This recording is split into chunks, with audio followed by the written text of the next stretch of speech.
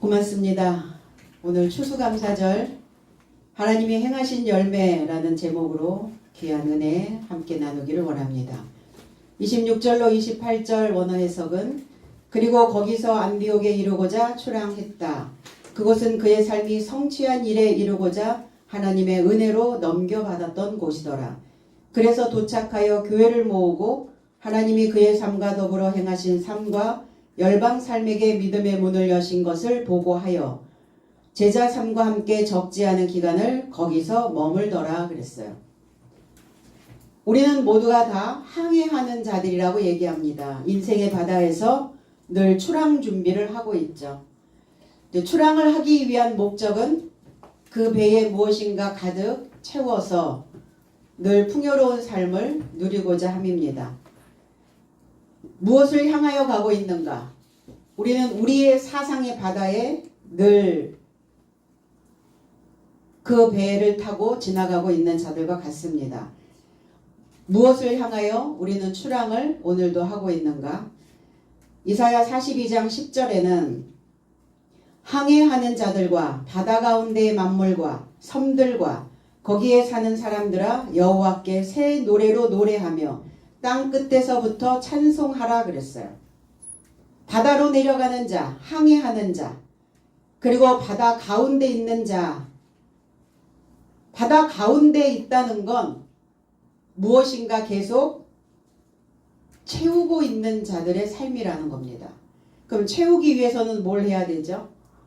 그물을 던져야 하고 그물 가득 무엇인가 담겼다면 그것을 당겨야 된다는 겁니다. 그러니까 그물에 무엇인가 담겨져 있어도 그것을 내꺼화시키지 않으면 아무 의미가 없는 것처럼 오늘 우리는 바다 가운데서 항해하는 자들 그리고 바다에서 일하고 있는 자들의 모습이기도 합니다. 오늘 여러분들의 그물에 이 말씀들을 가득 채워서 여러분들이 당겨서 여러분들의 것으로 만드는 시간 되기를 원합니다. 섬들은 어떤 곳이냐? 소망하는 장소라고 이야기합니다. 섬들은 무엇을 소망하고 있는가? 육지를 소망하고 있죠. 마른 땅을 소망하고 있습니다. 마른 땅이 된다는 건 모든 사람들이 거주할 수 있는 곳으로 바뀌는 겁니다. 그래서 섬들은 조금 더 넓은 육지가 되어지기를 소망하고 있을 겁니다. 그 섬에 살고 있는 자, 거주하고 있는 자, 무엇인가 끊임없이 그 삶에 새로운 것들을 놓이게 만들고 있는 자들, 그들은 여호와를 찬양하라고 말하고 있습니다. 여호와께 새 노래로 노래하며. 그럼 새 노래는 뭡니까? 새로운 노래가 된다는 건 무엇일까? 살아있는 깊은 교육, 얕은 수준이 아니라 깊은 수준으로 나 자신을 연마하는 자, 그 자가 새 노래가 되어진 자입니다. 그 새롭게 되어진 그 자가 하나님께 노래하며 노래, 이 시르라고 하는 이 단어는 올바름과 연결된 머리라는 뜻이에요. 그러니까 올바른 것을 잉태하는 자, 그것이 노래 부르는 자들의 모습이라고 이야기합니다. 여호와를 찬양하라. 찬양한다는 거, 할랄이라는 단어, 할렐루야 우리 이렇게 표현하죠. 여호와를 찬양한다, 무엇을 노래한다 이런 뜻입니다. 그러면 찬양한다는 것은 뭐냐? 밝히는 겁니다. 빛이 되어진 자만이 찬양할 수 있어요. 새로운 것으로 살아있는 깊은 교육으로 올바름과 연결되어진 머리로 잉태되어진 자만이 하나님께 찬양할 수 있다는 거예요. 그래서 그 찬양은 어디에서 나옵니까? 입에서 나옵니까? 머리에서 나옵니까? 머리에서 나오는 거죠. 그러니까 머리가 올바름과 연결된 잉태되어진 머리가 되지 않으면 밝힐 수가 없고, 그리고 하나님의 말씀으로 이 머리가 명백하게 되어져야 된다고 얘기합니다. 우리는 모두가 다 바다를 항해하는 흰 수염 고래처럼 바다를 그렇게 항해하죠. 이 흰 수염 고래는 지구상에서 가장 큰 동물이라고 얘기를 합니다. 포유류. 근데 누구에게도 피해를 주지 않고 묵묵히 자신만의 길을 걸어가는 것, 그가 바로 흰 수염 고래라고 이야기합니다. 저와 여러분들도 마찬가지죠. 누군가에게 피해 주지 않고 내게 주어진 그 길을 묵묵히 걸어갈 수 있는 자, 자신 앞에 펼쳐진 그 항해를 자유롭게 헤쳐나갈 수 있는 그러한 삶이라는 겁니다. 그래서 나의 물에서부터 출발하는 거죠. 나의 그 작은 마음으로부터 출발된 나의 인생이 이제 바다를 향하여 가는 겁니다. 거대한 물을 만들어내는 것이죠.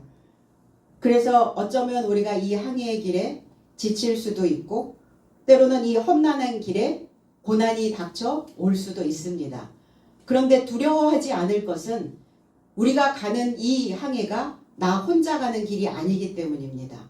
주님이 분명히 나와 동행해 주실 것이고 저와 여러분들이라고 하는 동역자가 함께 출발선상에 늘 있기 때문입니다. 두 사도의 이룬 이렇게 얘기했는데 두 사도라는 단어는 없어요. 이루었다라는 단어예요. 이루었다, 성취했다, 직무를 수행하고 기간의 임무를 다 마쳤다. 주어진 그 임무를 마친 그곳을 향하여 또 어떠한 일들이 벌어지고 있습니다. 사도행전 11장 19절에서 26절에 어떠한 임무를 수행하였나, 어떠한 일들을 성취했나, 그 전에 스테반에 접하여 일어난 그 환란이 있었죠. 돌로 맞아서 죽었던 스테반. 그렇게 되어짐으로 인해서 믿음에 있었던 그 유대인들의 삶이 다 흩어져 버렸어요. 그래서 베니게와 구브로와 안디오까지 이르러 유대 삶이 아니면 아무에게도 말씀을 전하지 않았던 시기가 있었어요. 그러니까 헬라인들에게는 말씀을 전할 수가 없었어요. 스데반 집사가 죽는 것을 보면서 이제 유대인이 아니면 말씀을 받아들일 준비가 되어져 있지 않은 자들에게는 입을 열지 않았다는 겁니다.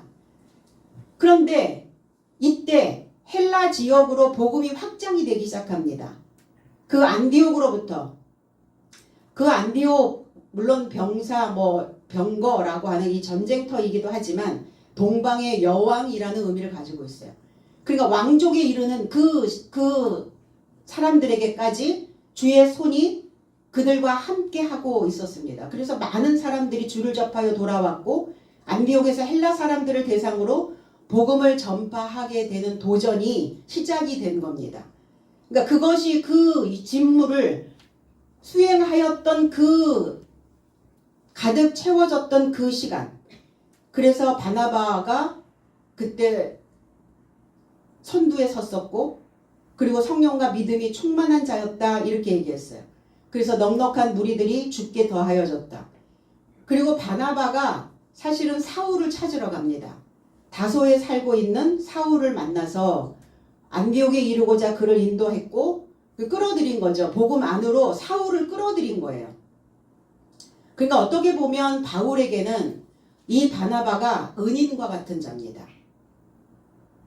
그리고 굉장히 귀한 사람을 만난 것이죠. 우리는 사실은 이렇게 항해를 하다가 보면 인생의 항해길에서 나에게 도움을 주고 나에게 귀한 삶을 나눠줄 수 있는 그러한 자들을 만나게 되어진다는 겁니다. 그래서 안디옥에서 처음 제자 삶이 제자들을 보고 거기에 있는 많은 사람들이 과연 그리스도인이다라고 하는 그 칭호를 그때서야 받게 됩니다.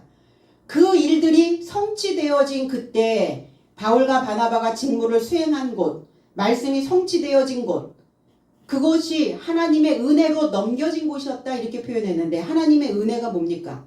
가치가 있는 삶이죠. 그리고 유복한 삶을 사는 자들을 하나님 은혜 아래 있다라고 표현합니다. 넉넉하고 부유한 삶입니다. 무엇이 넉넉하고 무엇이 부유해야 됩니까? 우리의 생각이죠. 우리의 마음이죠. 우리의 정신이 넉넉하고 부유해 있어야 된다는 거예요. 열매가 있는 자만이 그 삶이, 그 사람들이, 그리고 그 살림이 유복해진다는 겁니다. 이 여유로움이 하나님의 은혜라고 성경은 기록하고 있습니다. 에베소 3장 7절로 9절에 그의 능력의 역사를 좇아 내게 주신 하나님의 은혜의 선물을 따라 내가 복음의 봉사자가 되었노라. 그리스도의 측량할 수 없는 풍성을 이방인들 안에 전하도록 모든 성도들보다 더 작은 나에게 이 은혜가 주어졌으며 만물을 창조하신 하나님 안에 영원부터 감춰졌던 비밀의 청지기 직분이 어떠한 것을 그리스도 예수로 인하여 모두 밝혀주려 하심이라 그랬어요. 봉사, 복음의 봉사자, 그리고 복음의 사도, 그리고 그리스도인이라고 하는 이름을 받은 것이 하나님의 은혜라는 거예요. 이게 하나님의 선물이라는 겁니다. 자, 하나님의 은혜 아래 있다는 것은 무슨 의미냐? 그리스도의 포로가 됐다는 거예요. 하나님 안에 갇혀 있는 자라는 겁니다. 그럼 하나님 안에 갇혀 있다는 것은 말씀 안에 있다는 거예요. 이 말씀 안에 있다는 자가 바로 봉사자요. 그가 바로 사도라는 겁니다. 말씀 안에 갇혀 있으니까 어때요? 말씀에 기록되어져 있는, 성경에 기록되어져 있는 모든 비밀들을 다 열어주신다는 거죠. 그러니까 성경이 열리지 않으면, 비밀이 열리지 않으면 우리는 직무를 수행할 수가 없어요. 그 직무를 수행하지 못하면 열매는 내놓을 수 없다는 겁니다. 복음의 봉사자가 될 수 없고 사도가 될 수 없는데 무슨 열매를 내놓는단 말입니까? 그냥 겉으로 보여주기 위한 종교인들이었을 뿐입니다. 부탁했다 이렇게 했어요. 하나님의 은혜에 부탁하셨던 곳, 이게 파라디도미라고 하는 단어인데 맡기다, 위임하다, 넘겨주다 이런 의미예요. 마가복음 4장 28절로 29절에는 땅이 자발적으로 열매를 맺되 첫 번째는 싹을, 다음은 이삭을, 그 다음은 이삭 안에서 염은 곡식이다. 열매가 넘겨주는 때에 곧장 낫을 파송하는데 이는 수확이 곁에 서 있기 때문이다. 이 원어 해석이거든요. 열매를 맺었어요. 결실했습니다. 결실했다는 것은 뭘 한 거냐? 자기의 삶을 감당했다는 거예요. 내게 주어진 비밀의 청지기, 말씀 안에 있는 하나님의 은혜 아래 머물러 있는 그 봉사자로 사도로 그 삶을 감당하고 지탱했다는 이야기입니다. 그러니까 그 나무가 그 열매를 지탱하고 감당하지 못하면 열매가 될 수가 없잖아요. 땅들이 씨가 뿌려져서 그 씨앗을 감당하고 지탱하지 못하면 열매를 내놓을 수가 없게 된다는 겁니다. 그래서 결국은 그 열매들은 열매를 맺기 위해서는 하나님이 원하시는 그 어느 시점까지 도달해야 된다는 거예요. 저와 여러분들의 삶도 그렇지 않아요? 어제로부터 출발해서 오늘 도달하셨잖아요. 또 오늘로부터 출발해서 내일 도달하셔야 우리는 살아있는 열매가 되어질 수 있다는 겁니다. 처음엔 싹이다. 그래서 이렇게 얘기하죠. 싹이 보여. 인생을 싹이라고 얘기합니다. 싹수가 안 보여. 그럼 어쨌다는 거예요? 지탱하고 있다는 거예요? 감당하고 있다는 겁니까? 싹이 안 보인다는 감당이 안 되고 있다는 거예요. 감당이 안 된다는 표현들을 그렇게 하죠. 내가 저 사람 감당이 안 돼. 감당이 안 된다는 표현을, 싹이 안 보인다는 표현을 감당이 안 된다라는 표현으로 하는 거예요, 사람들은.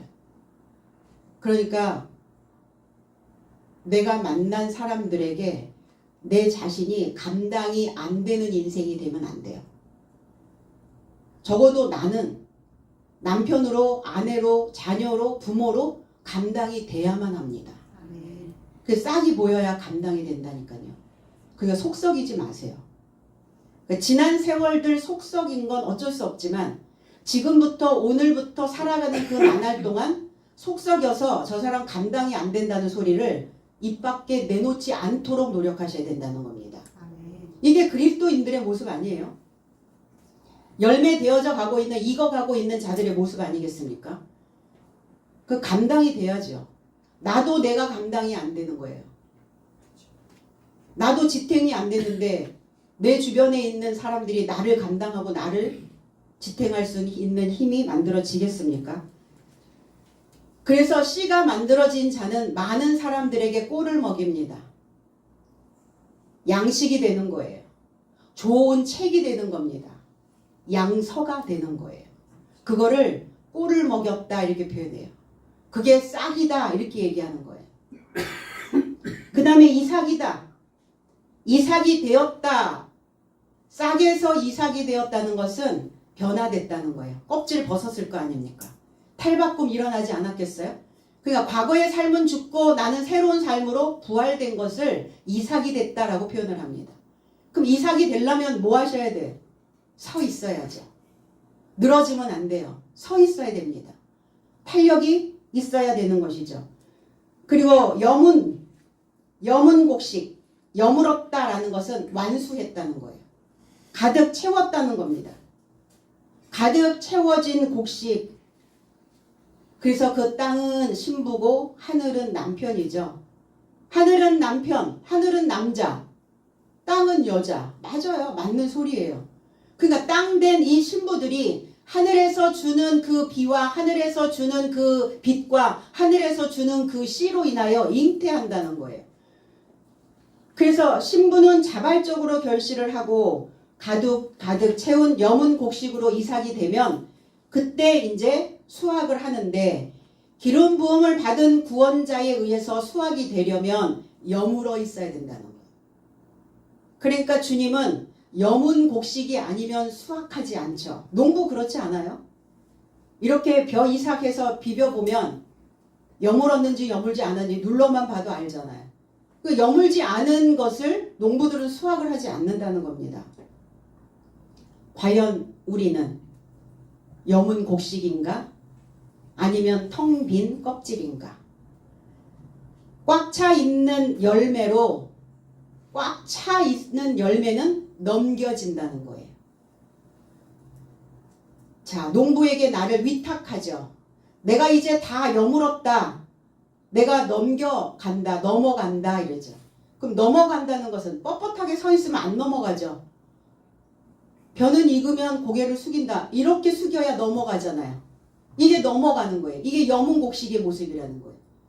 벼가 익어서 고개를 숙이는 이 상태를 넘겨졌다 이렇게 표현합니다. 그래서 겉만 번지르르하게 믿는 바리새인과 서기관들을 향해서 이 말씀을 하셨거든요. 오늘 나는 넘어져 가고 있는가? 나는 넘겨지고 있는가? 우리의 믿음을 다시 확인하시기를 바랍니다. 이 알곡된 열매로 거둬지기 위해서는 하나님의 행하신 일을 나도 충성스럽게 감당해야 된다는 겁니다. 하나님의 행하신 일이 뭐죠? 하나님이 무엇을 행하러 오셨습니까? 하나님은 말씀은 이렇게 얘기합니다. 아버지가 보낸 자를 믿는 것이 하나님의 일이다 이렇게 얘기했어요. 그러면 아버지가 보낸 자, 첫째는 예수 그리스도요. 그 다음은 사도요. 그 다음은 그 여문 곡식으로 위탁하고 있는, 넘겨주고 있는 저와 여러분들의 삶이라는 겁니다. 그래서 우리에게 주어진 그 일을 완수해서 거둬지는 은혜가, 그 거두어지는 그 선물의 날이 오늘이라는 거예요. 그 절기만을 지키는 추수감사절이 아니라 나는 늘 추수감사가 되어져야 되는 거죠. 내가 나의 절기가 되어져 있는지를 우리는 오늘 다시 한번 확인해야 될 줄로 믿습니다. 그래서 주어진 일이라는 건 복음으로 사슬을 만드는 거예요. 그 띠를 만들어서 나 자신의 삶을 늘 그 복음으로 동여매는 겁니다. 어떤 것에 사람들의 어떤 부분을 보면 그 사람의 전체가 보이죠. 그 어떤 작은 일을 행하는 것을 보면 그 사람 마음의 전체가 보일 때가 있어요. 그러니까 저와 여러분들의 삶도 마찬가지죠. 어느 한 부분을 보면 그 전체의 구조가 보인다는 거예요. 자, 고사리 잎사귀, 고사리로 이렇게 나오면 고사리구 주변에 이렇게 잎사귀처럼 이렇게 너울너울 거리잖아요. 그러면 그 낱낱의 그 잎사귀에 해당되는 그 부분들을 보면 고사리 전체가 건강한지 병들었는지가 보인다는 거예요. 그러는 것처럼 그 낱낱의 잎사귀에 해당되는 각 사람의 믿음이, 그리스도인들의 그 신앙이, 그 각 사람의 그 믿음이 전체의 구조와 같다. 그러면 교회를 다니고 있는 크리스찬의 그 각각 사람들이 그리스도인이라고 하는, 교회라고 하는 그 전체의 모습을 보여줄 수 있는 것이다. 그러니까 저와 여러분들이 각각 낱낱이 그 하나의 잎사귀처럼 있지만 그 각 사람의 한 사람 한 사람들의 그 삶을 보고 생을 보면 크리스찬들이 어떤 삶을 살고 교회가 어떤 형태가 되어져 있는지가 보인다는 거예요. 이게 너무 중요한 이야기예요. 그래서 한 사람의 믿음이 부패하면 교회 전체가 부패하게 된다는 겁니다. 그 지도자 한 사람이 썩어버리면 교회 전체가, 크리스찬 전체가 썩어진 것처럼 보여진다는 거예요. 그러니까 나의 한 잎사귀가 전체를 대변하고 있다는 것을 우리는 알아야 되죠. 수천 수만 명의 종교인들이 하나의 거대한 교회의 판 안에서 동일한 체험을 공유하면서 스스로 닮게 되어진다는 거예요. 그러니까 우리는 그렇게 얘기하죠. 어떤 물에 있느냐예요. 어떤 물에서 노느냐. 그 물로 물든다는 거예요. 교회가 형태가 어떠냐. 거기에서 무엇을 지금 넘겨받고 있느냐. 무엇이 내게 지금 맡겨지고 있느냐에 따라 그 상태가 닮아지게 된다는 거예요. 이것을 자기 유사성이라고 이야기합니다. 또 이것을 규모 불변성이라고 이야기해요. 우리는 교회 생활에서 무엇을 닮아가고 그리고 내가 만든 그 규모가 무엇이길래 하나님은 나에게 어떤 우리의 신앙에 어떤 규모를 주셨거든요. 규모라고 하는 것은 법규의 본뜰모라는 뜻이에요. 하나님의 법으로 하나님의 형상을 본뜰하고 주셨는데 과연 우리는 하나님의 모양과 하나님의 모습을 만들어내고 있는가예요. 그런데 이 규모의 불변성, 그러니까 하나님의 것을 만들지 않고 하나님의 규모를 만들지 않고 자기의 규모를 만들어서 변하지 않는 거죠. 변하지 않는 성질을 불변성이다 이렇게 표현합니다. 그러면 교회가 되겠습니까? 열매가 있겠습니까? 하나님이 우리에게 주신 하나님을 믿는 일, 아는 일, 그것으로 우리가 지탱이 되겠습니까? 교회는 지탱되어지고 감당되어져야 되는 거죠. 거기에 이르렀다 그랬어요. 그 사도들이 거기에 이르렀다. 도착했다. 잘 도착하셨죠? 저와 여러분들은 이 교회에서 시작부터 출발하여 지금까지 잘 도착하신 분들입니다. 오늘 이 말씀을 듣고 있는 여러분들은 이 말씀으로 인하여 여러분들의 인생이 잘 도착하신 것을 믿으시기 바랍니다. 그런데 지나쳐버린 자들도 있죠. 내가 원하는 스테이션에서 딱 내려야 되는데 지나쳐버리는 사람들이 있어요. 그러면 지나쳐버리면 어떡하죠? 다시 백해야 되잖아요. 그러면 시간도 걸리고 에너지도 뺏기고 그러니까 뭐 하셔야 돼요? 내가 원하는 하나님이 원하는 그 지점에 잘 도착해야 되는 거예요. 오늘 바울과 바나바는 잘 도착했습니다. 요한복음 8장 1절로 2절에 그리고 예수는 올리브 산에 이르고자 가셨다. 그리고 새벽에 다시 성전에 이르고자 도착하셨더라. 그러자 모든 백성이 그를 향해 나아오자 주저앉아서 그의 삶을 가르치시더라 그랬어요. 어디에서 가르치셨나? 올리브산, 감람산이라고도 이야기합니다. 감람이라고 하는 의미는 탁월하다라는 의미를 가지고 있어요. 그리고 광채라는 의미도 가지고 있고 총명하다라는 의미도 가지고 있고 돌출된 돌이라는 의미를 가지고 있어요. 돌출됐어요. 모퉁이 돌처럼. 그러니까 돌출되어져 있으니까 얼마나 잘 보이겠어요. 빛이 되어져 있으니까 얼마나 잘 보이겠어요. 그러니까 교회를 다니는 신앙생활을 하는 크리스찬들은 잘 보여요. 사람들에게. 저 사람 교회 다니는데 이래요. 혹시 교회 다니시지 않으세요? 이렇게 얘기한단 말이에요. 잘 보여요. 뭔가 어떤 그 행동에서 표정에서 말투에서 이런 어떤 액션에서 이게 나간다는 겁니다. 닮아 있는 것들이. 도착하셨는데 새벽에 성전에 이르고자 도착하셨다고요. 그래서 새벽은 어떤 시간이냐? 성전에 도착하는 시간입니다. 오늘 여러분들도 새벽부터 일어나셔서 이 시온성 교회에 도착하신 것입니다. 그리고 교회를 모았어요. 아니 뭐 교회들을 어떻게 모았다는 말입니까? 이쪽 교회 저쪽 교회 거기에 교회 교인들을 더하였단 말입니까? 초청했다고요. 시작을 위해 초청하다. 이 교회라고 하는 의미가 에클레시아, 불러내다 이런 의미예요. 초청하다라는 의미예요. 그 왜 초청했나? 시작하려고.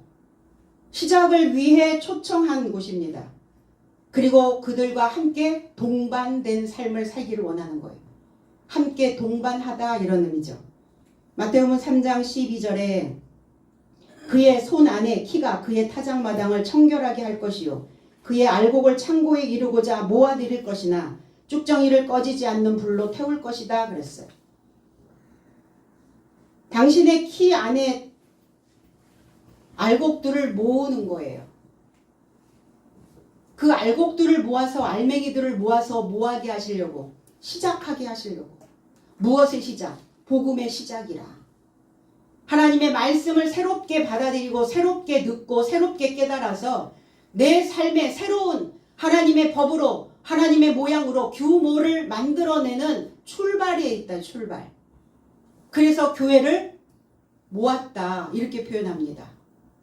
그럼 쭉정이는 뭐고 알맹이는 뭡니까?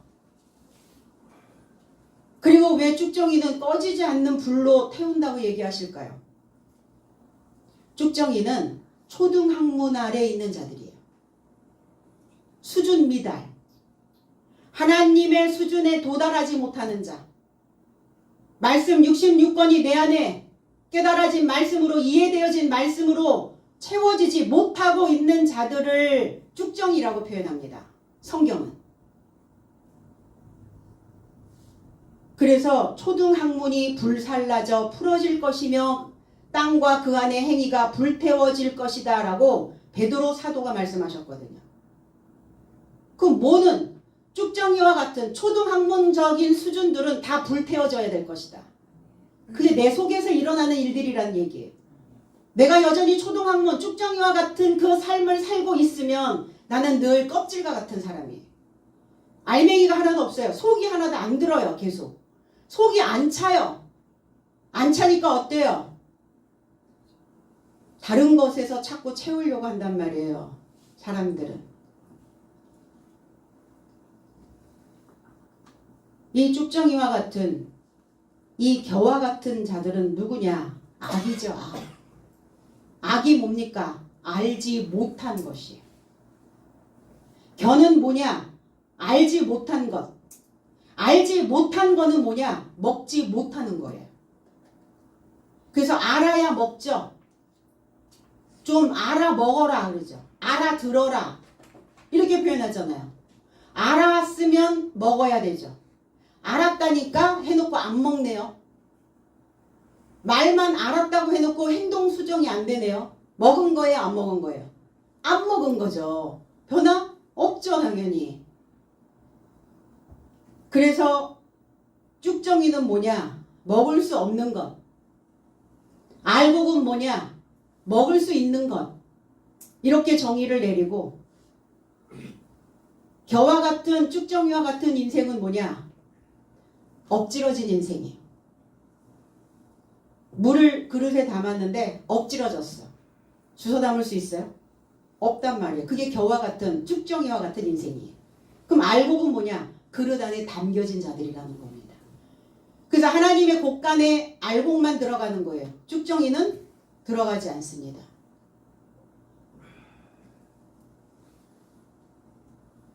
열왕기상 19장 8절에 이에 일어나 먹고 마시고 그 음식물의 힘을 의지하여 40주 40야를 가서 하나님의 산 호렙에 이르니라.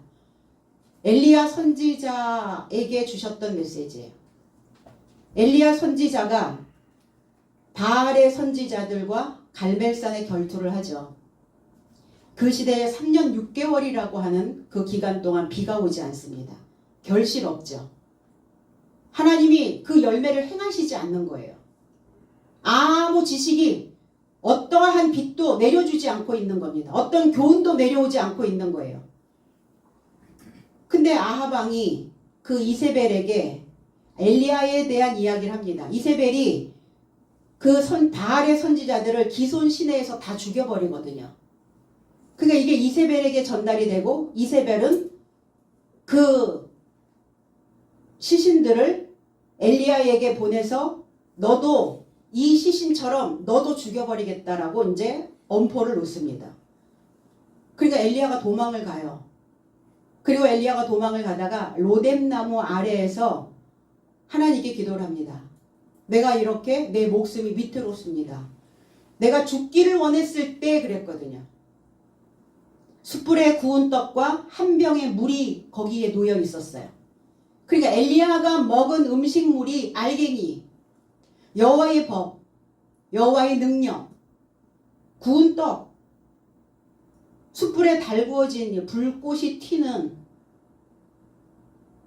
뭔가 열정이 살아있는 에너지가 있는 그 에너지바를 먹은 겁니까? 에너지바.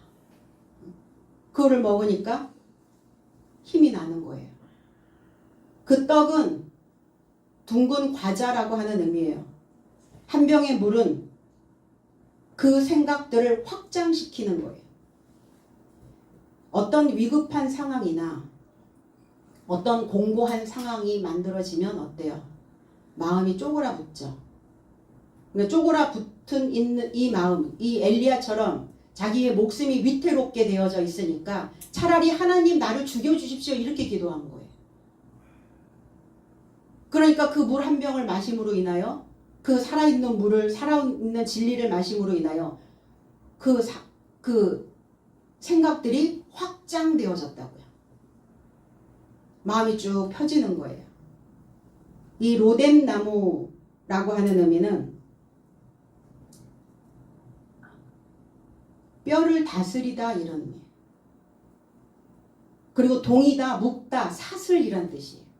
우리가 나이가 먹어서 관절이 안 좋아지면 어때요? 밖에 무엇인가 탄탄한 걸로 묶죠.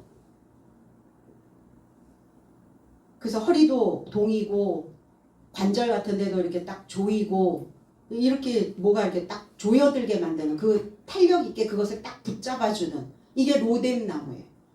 그 엘리야가 로뎀나무 아래 가 있었던 게 그 뼈를 다스릴 수 있는 하나님의 말씀으로 묶이는 그 시간이었다는 겁니다.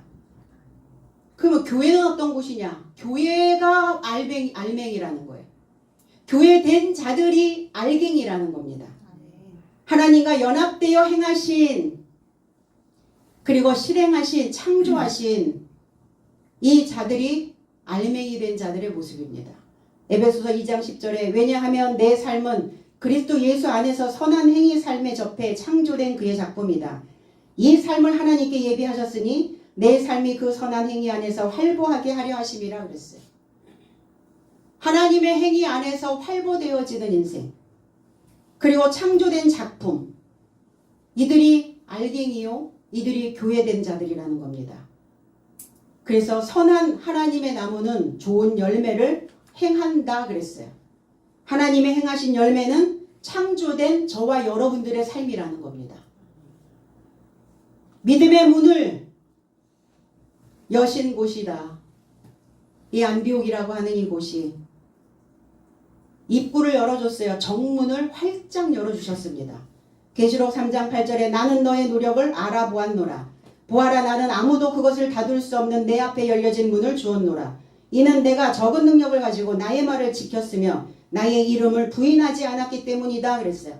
이게 빌라델피아 교회의 사자에게 주신 서신이거든요. 빌라델피아 형제 우애 하나님과 형제 우애 그리스도 예수와 형제 우애 성도와 성도들 간의 형제 우애 지도자와 성도들이 형제로 묶이는 거예요. 이런 우애가 있는 이 교회에 열려진 문을 주었다 이렇게 표현했어요. 문이 열려졌으니까 얼마나 많은 사람들이 출입을 하겠어요. 얼마나 많은 것들이 들락날락 하겠어요. 저와 여러분들의 마음의 상태죠. 저와 여러분들의 삶이 문입니다. 열린 문이냐 닫힌 문이냐, 뭐 열린 문은 열기만 하는 게 아니라 닫기도 하기 때문이에요. 마음은 열기도 하고 마음은 닫기도 하기 때문입니다. 나의 말을 지켰다, 내 이름을 부인하지 않았다, 이게 열려진 문으로 주어진 거의 원인이었다는 거죠. 그래서 심정을 닫지 말라는 거예요. 누가 뭐라고 이야기하면 귀를 열고 마음을 열고 생각을 열고, 아, 저 사람의 생각은 그렇구나 이러고 받아들이라는 거예요. 내 의견도 맞지만 상대의 의견도 틀리진 않거든요. 그런데 우리는 나는 옳은데 너는 옳지 않은 것을 이야기하고 있다라고 얘기하고 있기 때문에 마음을 닫아버려요. 심정을 닫아버리게 된다는 겁니다. 닫아버리면 어때요? 그 안에 아무것도 머물러 있게 할 수가 없어요. 다 내쫓아버리는 거예요. 다 내쫓고 또 닫아버리죠, 문을. 심정을 닫았다는 거예요. 살아있는 자가 열린 문입니다. 열매를 내놓기 위해 행하고 있는 자가 열린 문입니다. 그래서 열었다는 거예요. 시편 78편 21절로 24절에 그러므로 여호와께서 듣고 노하셨으며 야곱에게 불같이 노하셨고 또한 이스라엘에게 진노가 불타올랐으니 이는 하나님을 믿지 아니하며 그의 구원을 의지하지 아니한 영고로다. 그러나 저가 오히려 위에 궁창을 명령하시며 하늘 문을 여시고 저희에게 만나를 비같이 내려 먹이시며 하늘 양식으로 주셨나니 그랬어요. 궁창, 뭔가 두드리고 뭔가 펼치는 그런 곳입니다. 그리고 하늘 문을 열었어요. 하늘에 문이 있어요. 하늘에 문이 열리면 비도 쏟아지고 빛도 쏟아집니다. 하늘 문을 여셨을 때 무엇이 쏟아졌냐? 만나가 쏟아졌다네요. 만나. 무엇이냐? 이런 의미이기도 하지만 어찌 그리 위대한지라는 뜻도 가지고 있어요. 이 아람어에서 온 거거든요. 어찌 그리 위대한지. 그러니까 어찌 그리 위대한지를 모르고 먹었어요. 광야에 나온 이스라엘 백성들은. 그것이 무엇이었길래? 그것이 그리스도였기 때문에. 그러나 그리스도 예수가 또 만나러 오셨죠. 어찌 그리 위대한지 그 양식이, 그 말씀이, 그 설교가, 그 메시지가 그렇게 그것을 알고 먹은 자는 하늘 문이 확 열린 자들의 모습이에요. 그리고 제자들과 오래 있으니라 그랬어요. 얼마큼 있었을까요? 오래. 어느 기간? 어느 기간만큼. 이 오래라고 하는 이 크로노스라고 하는 이 단어는 해체할 수 없는 시간이에요. 저와 여러분들에게는 출생에서부터 죽음에 이르는 그 시간, 하루 24시간, 1년 365일, 한 주간, 이게 크로노스예요.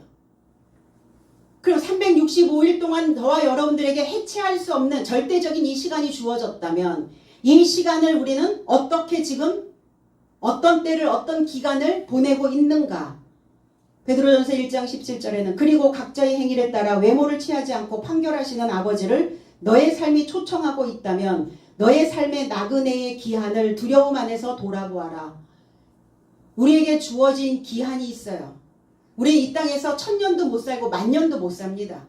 지금 100세 시대? 그래, 많이 살면 100세예요. 크로노스예요. 정해져 있는 시간이에요. 절대적인 시간입니다.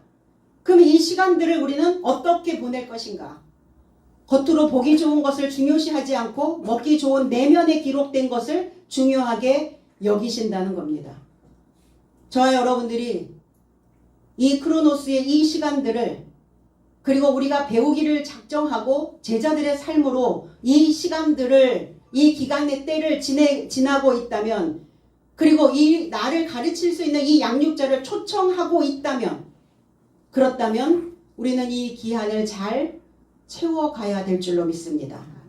나그네의 기간 동안, 어차피 우리는 주어진 이 기한 동안 살아내야 돼요. 그러니까 여한 없이 어떻게 살 건지, 절대적으로 흘러가는 이 시간의 주인으로 우리가 지금 살아가고 있는지, 아니면 시간의 종이 돼서 늘 쫓기며 살아가고 있는지, 현대인들은 뭐라고 얘기합니까? 시간에 쫓겨 살고 있다 이렇게 표현하죠. 24시간이 부족하다 이렇게 얘기해요. 왜 그럴까요? 분주한 거예요. 사실은 우리에게 주어진 시간을 살고 있지만 거기에서도 충분히 우리가 숨고르기를 할 수 있고 우리가 충분히 거기에서 여유로운 생각들을 해낼 수 있거든요. 그런데 맨날 쫓기는 거예요. 마음이 쫓겨요. 어느 날 저도 그렇더라고요. 하나 해놓으면 또 무엇인가 해야 되고 또 하나가 또 맞춰지면 또 뭔가가 또 오는 것 같고 그 어느 날 생각했어요. 어차피 주어진 시간 속에 내가 해야 되는 임무인데 왜 이렇게 내가 시간에 쫓기며 이렇게 살아가고 있는가. 조금 여유롭게 생각들을 좀 바로 가져보자. 이게 생각을 조금 전환하니까 마음이 조금 여유로워지더라고요. 그리고 거기에 머물더라. 그 단순히 있는 겁니까? 이 사도들이 그냥 단순하게 제자들과 그 기간 동안 그냥 있으니라 그랬는데 머물다, 계속하다 이런 의미인데 우리는 머문 자리에 반드시 흔적을 남기게 됩니다.